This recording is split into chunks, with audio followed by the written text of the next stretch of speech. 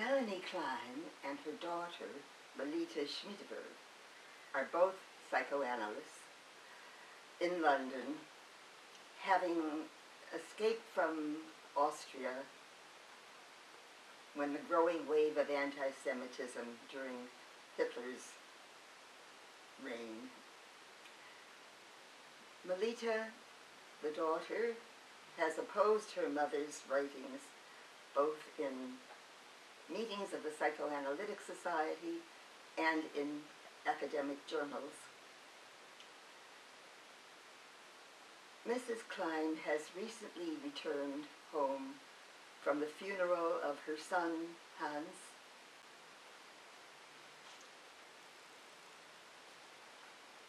Have children, Mother. I'm broody. I want to be a nice warm bubble. I want to smell of cooking oil and makeup. I want enormous corseted hips for the little boys to throw their arms around. Did you read my letter? No, I guessed you hadn't. I'm sorry. If you give it back, I'll write you an up-to-date one. Bottom drawer. The middle drawer contains my dealing with the world. It is my ego drawer. The top drawer is my superego drawer. It's full of tax reminders, bills for the rates, all those harsh commands which come from up on high. The bottom drawer is dark and filled with menace. You put my letter in your id drawer? Yes, who cares? Don't stand there like an idiot, darling. Come, sit beside me. In a moment, in the fridge, you'll find a nice Gewürztraminer. It's a smoky vine. It goes with the salami we're eating. Fine. What's in the letter? Paula tells me you were hostile towards it. I thought you were attacking my criminality paper. Quite absurd. I saw the address and let me see it. Yes, it was the way you underlined the Mrs. Klein, like you're the learned doctor and I'm the uppity layman. Show me. That's a smudge. Who did this? The postman, probably. There you are. I had a persecutory delusion. I thought my little torch of knowledge was being crapped on once again. You pardon me, that's what it feels like when it happens. So it isn't you I blame, my darling. Glover's the worst. You mean the worst? Yes, the worst, right. Glover's the worst. Perhaps you see less of him these days? Rather more. You will attack my criminality paper. Probably, yes. In the journal? Yes, in the journal, Why do you do this?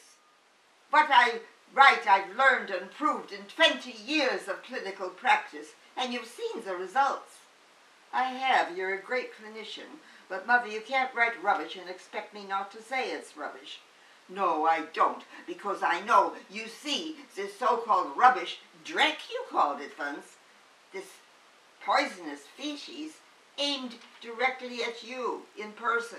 I can see it. Everyone else can see it. It's an embarrassment. Why exhibit your sores in public, darling? Sores? Yes, sores. Emotional sores. Oh, if I fought back, you'd see some dreck, all right. I could finish your career. But I won't attack my daughter. No, you'll get your little toadies to attack your daughter. I don't write papers for my fellow thinkers. You'll do anything to win. You'll pack committees. You'll fiddle agendas. You'll steal other people's patients. When did I steal a patient? Whose damn patient? Mine last month. He begged for refuge. You'd confused him. You're a bad clinician. Why? You want the truth? Good, fine. You reassure your patients. When they cry, you hug them, and you say their clouds have silver linings, and you give them tips on life. What can they learn from that about themselves? All they learn is that you're nice to them, which, as a matter of fact, you're not. You're bloody destructive.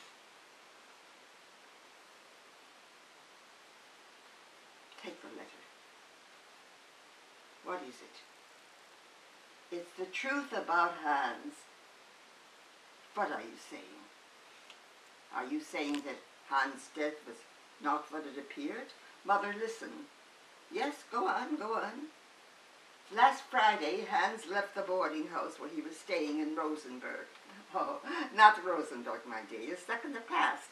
It was Rosenberg when you and he lived there as children. After the war, the name was changed.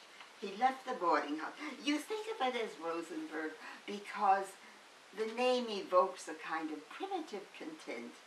Before all this, my presence gave you warmth and comfort. You were hardly ever there. I wasn't there. And so the doctor did what doctors do, prescribed a holiday and then another and then a rest cure, and they all joined up. You could have written, oh, the way I felt, I'd have depressed you too. You missed my birthday. Oh, so now we get to the momentous crisis. I missed your birthday and you're scarred for life. I am. And maybe the cat jumped on your cradle, so now you can't drink milk? Melita, this is popular psychiatry. It's rubbish. It's for chambermaids. So you had a bad experience. Rise above it. Take her to your analyst. She's good. I like her. Now, where'd we got to? Yes, he left the boarding house and he took the bus. He bought a single ticket. No, that doesn't make sense. To get the special rate, you buy 2 tickets, one to get there and one to... Has the system changed? He wasn't coming back. I'm confused. Mother, what do you think I'm trying to tell you? What? You mean he... And this is how you spring it on me? Mother, let me say, his recent letters gave no cause for worry. He was well and happy. He was... Wait. How do you know he only bought a single ticket? He was... The return half wasn't in his pockets. How do you know that? Aunt Joan searched them. And you rang her up? Oh, that says something. Can I go on?